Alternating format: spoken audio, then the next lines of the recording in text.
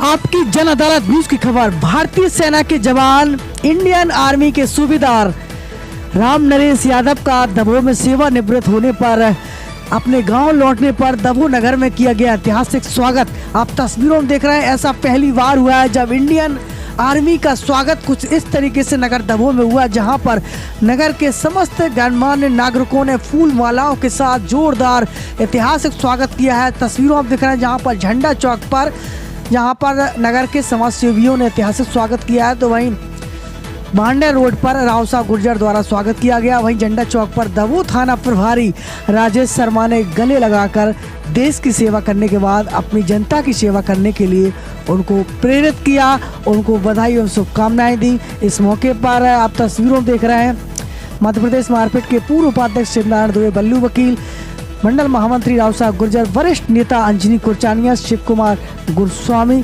तस्वीरों आप देख रहे हैं जहां पर सभी भाजपा युवाओं ने माल्यार्पण कर जोरदार स्वागत किया है सेवानिवृत्त राम नरेश यादव का, और भारत माता की जयकारे नारे लगाए गए हैं।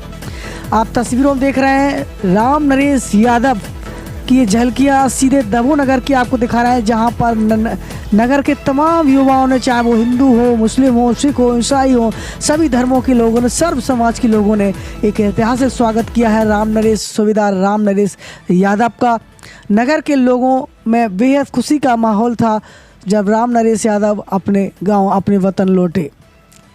इस मौके पर युवा समाज सेवी राजा यादव एवं कुलदीप यादव द्वारा सॉल श्रीफल भेंट कर स्वागत किया गया है राम नरेश यादव का। और आप इस मौके पर सूबेदार नारायण दास बघेल का कुलदीप यादव द्वारा स्वागत किया गया है, तो वहीं वरिष्ठ समाज सेवी भगवान दास नायक जी का भी कुलदीप यादव द्वारा सॉल श्रीफल भेंट कर उनका सम्मान किया है। तो कार्यक्रम में सेना संगठन की तरफ से शैलेंद्र सिंह भदौरिया कैप्टन को साल श्रीफल भेंट कर उनका सम्मान किया गया। वहीं सूबेदार पुष्कर सिंह एवं नायब सूबेदार अनिल सिंह पाल का भी साल श्रीफल भेंट कर उनका सम्मान किया गया। तो सेवानिवृत्त सभी सैनिकों का भी सम्मान किया गया है कुलदीप यादव द्वारा। इस मौके पर कार्यक्रम का सफल संचालन पूर्व मारपीट के वरिष्ठ उपाध्यक्ष भाजपा नेता शिवनारायण दुबे बल्लू वकील द्वारा कार्यक्रम का सफल संचालन किया गया। माता की कृपा से सूबेदार बन के मैं आज रिटायर्ड हुआ। जिस दिन मैं जा रहा था, मैं सच में अपने परिवार का बहुत ज्यादा प्यारा बच्चा था। हर एक माता पिता सभी प्यार करते ही है, लेकिन मेरा परिवार, मेरा मोहल्ला, मेरा गांव एक्चुअल में बहुत प्यार करते थे। जब मैं चलने लगा तो मेरे चाचा जी बोले, आंखों में आंसू भर दिए उनने, मत जा। मैंने कहा नहीं जाऊंगा। उनका प्यार बहुत अटूट था, जो उस टाइम एक प्रेरणा का बहुत ज्यादा लगाव था, नहीं छोड़ना चाहते थे। लेकिन मेरी एक दृढ़ निश्चय और दृढ़ संकल्प भी होता है। मेरा नजरिया कुछ दूसरी जगह चला गया था, और उस टाइम पे एज भी बहुत छोटी थी। मध्य प्रदेश में उस टाइम पे भर्ती 16 साल एज में लिए जाते थे। मैं 16 साल 9 महीने का हुआ था। 16 साल 9 महीने में मैं MRC भर्ती होके पहुंच गया था। आज मैं अपना पूरा टर्नओवर बहुत बढ़िया से किया, और आज आपके सामने 28 साल में मैं रिटायर्ड हो गया। मेरा सर्विस और घर का जुड़ाव। अभी मैं आशा ही नहीं, पूरा विश्वास दिलाता हूं आपको कि यहाँ का जो मेरे अधिकारीगण हैं, ये जो बात अभी पाल साहब ने, वकील साहब ने और चाचा श्री ने जो बोला है, मैं आपको भरोसा दिलाता हूँ। यहाँ पे मेरे जो एक अधिकार, 2-3 अधिकारी हैं, उन्होंने बोला है कि यहाँ पे इस एरिया में अपने पास एक्चुअल में नौजवानों के लिए डेवलपमेंट के लिए कोई भी ऐसे साधन नहीं है जो डेवलपमेंट कर सके। यानी भर्ती अगर ज्वाइन करनी तो कैसे कर सकते।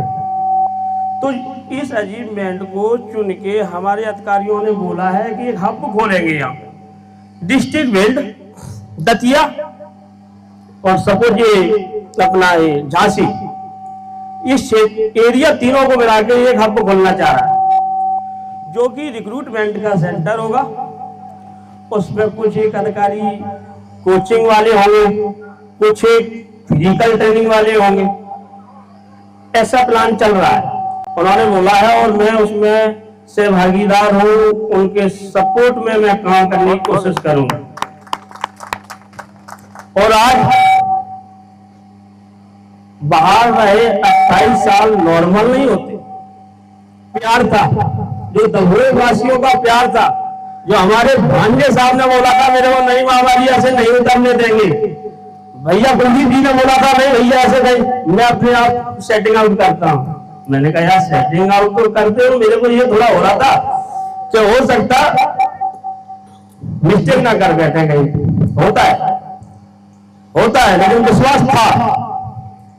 और जो आज मैंने दमोह का प्यार सेना के प्रति देखा, रामनेस के प्रति तो है ही आपका, अच्छी बात है, लेकिन जो आपने वर्दी की गरिमा को दिखाया है, जो आपने इस वर्दी का सम्मान किया है, वो काबिले तारीफ थी। मैं आपको सच सच प्रणाम करता हूं। पूरी क्षेत्र की पब्लिक, पूरी आम जनता को हृदय से नमन करता हूं।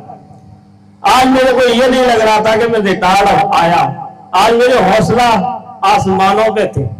मैं सच बोल रहा था, मैं ये सोच रहा था कि कितना प्यार दिया, कितना सम्मान दिया। जगह जगह पे बच्चे मेरे को सलूट मार रहे हैं, जगह जगह पे मेरे भाई सलूट मार रहे हैं।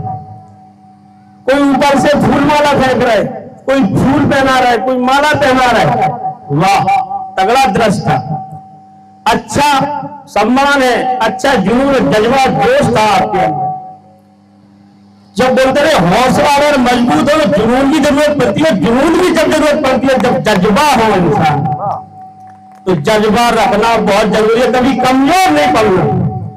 आखिरी सांस हमारी सामने और हमारे सब लोग जानते हैं, बोले आखिरी सांस चलेगी तब तक एक राउंड का इंतजार तो करूंगा, उसको तो बचा के रखूंगा, लेकिन दुश्मन के हाथ नहीं लगूंगा। समझ रहे हो बात को? कहने का मतलब ये है जब हमारी लड़ाई चलती है तो दुश्मन के हाथ कैप्चर नहीं होना है। क्या करना है? एक गोली अपने लिए जरूर रखना। आपको लगे कि ये बस पकड़ने वाला हूं, चला जाऊंगा, तो आपने लेना अपने ठास लेना, काम खत्म। धरती माता की सेवा होगी, पाकिस्तानी की सेवा नहीं होगी, उसका मुर्दाबादी होना। सही है? तो थैंक यू। या तो देवताओं से या ऋषि सम्मान में वो माला डाली जाती है, या राजाओं पे। तो माखनलाल चतुर्वेदी जी की एक 4 पंक्तियां हैं। चाय नहीं है, पुष्प अभिलाषा, अपना अभिलाषा व्यक्त कर रहा है, अपने भाव व्यक्त कर रहा है कि हमें कहाँ चढ़ाया जाए। चाय नहीं है सुरवाला के गहनों में गूंथा जाए, चाय नहीं है प्रेमी माला में दिव्य प्यारी को ललचाऊंगा, इसका भाव सभी समझते हैं। चाहे नहीं सम्राटों के सर पर हेहरी डाला जाऊं, मतलब राजाओं के उस पर हमें डालने का इतना शौक नहीं है। चाहे नहीं है देवों के सिर पर चढ़ू भाग पर इठलाऊं, कि देवताओं के ऊपर माला चढ़े और मैं इठलाऊं कि मैं देवताओं के ऊपर मतलब अपना जो बख्शिश पर इतला रहा हूं। उसने एक आखिरी जो भाव व्यक्त किया है, मुझे तोड़ लेना बनमाली, मुझे तोड़ लेना बनमाली, उस पद पर देना फिर मातृभूमि पर शीश चढ़ाए जिस पर जाए वीर अगे। हमारा बस यही इतना ही कहना था कि इस तरह पुष्प अभिलाषा की है कि वीरों का कितना सम्मान होना चाहिए। हमें कहीं नहीं जाना है, हमें तो उस जगह जाना है कि जहां से मातृभूमि पे लड़ने के लिए सैकड़ों वीर जा रहे हैं, उनके नीचे, उनके पैरों के नीचे हमें आप दिखा देना तो हमारा भाग और हमें बड़ा सौभाग्य होगा। आप कोई कार्यक्रम शुरू करें। अध्यक्ष साहब से निवेदन है कि सभी फौजी भाइयों को एकत्रित करके कोई प्रशिक्षण का क्षेत्र देखा जाए, जिससे हमारे नई पीढ़ी के बच्चों को इसका लाभ मिले। क्यों कि हमारे यहाँ 4 ही जिला है यूपी एमपी के जो आदि फौज संभाले हैं, भिंड मुरैना इटावा जालौन, इन्हीं की आदि फौज है हमारी देश में। इतने जवान हैं पूरे भारत के, लेकिन आदि फौज की सेना हमारी इन्हीं 4 जगहों की है। और जब जब कष्ट आया है तो हमारे फौजी जाकर के शहीद हुए हैं, लेकिन हटे नहीं है। हमको एक दिन की याद है, जब युद्ध अपना ये अभी चल रहा था, उस दिन हमको फोन लगाया हमारे सपूत को, इसी से हमारी बात हुई। इसने कहा चाचा जी चिंता मत करना, देश झुकेगा नहीं। मुंह पे क्या करूं, इसलिए दम नहीं मुझे, मैं अपार खुश हूं कि हमारे फौजी कितनी दम लगाते हैं। इसने हमको आश्वासन दिया था कि हम विजय जाएंगे, और वही। और वो भी माना हुआ ग्रुप, महार ग्रुप में राजनीतिक आदमी ही नौकरी कर सकता है। उसका वजह है Jat, pure Jat, Rajput regiment pure, वहां पे एक दूसरे के रिश्तेदार मिलेंगे, लेकिन महार में कोई रिश्तेदार नहीं मिलेगा, उसमें मिक्स है। तो वहां पर ये सूबेदार साहब बने हैं और 28 साल सर्विस की है, हर टेरेन में रहे हैं, कहीं बर्फ है, कहीं रेगिस्तान है तपते हुए, और उस प्रकार से इन्होंने जो अचीव किया है, यहाँ तक पहुंचे हैं सूबेदार साहब तक, तो मैं इनको बहुत बहुत बधाई और तहे दिल से शुभकामनाएं देती हूँ। साथ ही इन्होंने जो पदार्पण किया है ऐसी मधुर बेला में किया है कि आज देव उठनी एकादशी भी, क्या कहा जाए, मतलब जो है 4 चांद लग गए। तीसरा, मैं इनका चाचा लगता या भाई लगता, जो भी गांव नाते से, हमें ये सौभाग्य मिला कि मैं लाहौर तहसील का अध्यक्ष हूं और मैं इनको रिसीव कर रहा हूं। अध्यक्ष बने जो है 10 ही महीने हुए, 2 लड़के अफसर लेफ्टिनेंट बने, उनको रिसीव किया। साहब को 10 तारीख को बुलाया जाएगा, साहब को इन किया जाएगा। तो मैं वर्तमान में लाहौर तहसील का अध्यक्ष हूं। तो बात यह है कि साहब ने जो किया, रामनरेश साहब ने मिसाल कायम कर दी। मेरे सामने तो जब मैं पढ़ा करता था, छोटा सा बच्चा था, तो मिसाल जो है कायम कर दी। पटेल परिवार का, पटेल खानदान का नाम रोशन कर दिया। बिशनपुरा में पटेल खानदान का, बिशनपुरा वासियों का, दभोई आलमपुर सर्किल का, जिला भिंड का, मतलब इंडियन आर्मी का, जितना कहा जाए उतना कम है। इन्होंने बहुत ही नाम रोशन किया। दूसरा, साहब का क्या है बैकग्राउंड, पहले से ही पैसे वाले थे घर से। एक तो फौज में जाता है वो लड़का, मिडिल परिवार से जाता है, नॉर्मल से, कोई फौज में जाता है। लेकिन साहब को मैंने देखा, मैं पढ़ा करता था, मम्मी भी सरपंच जिनकी रही, पापा भी सरपंच जिनके रहे। तो भाई बात यह है, सरपंच आम आदमी तो बन नहीं सकता, आपको पता है। सरपंच कैसे बनता है, बहुत ही कुछ चाहिए। तो ये पहले से भी ठीक ठाक थे। बिशनपुरा में जब मैं पढ़ा करता तब भी इनका पहला इकोनॉमी में लगभग पहला ही स्थान था। किसने देखा दफनाया नहीं दफनाया, इसकी चिंता करने को वाला कोई नहीं था, न कि ऐसी कोई व्यवस्था थी।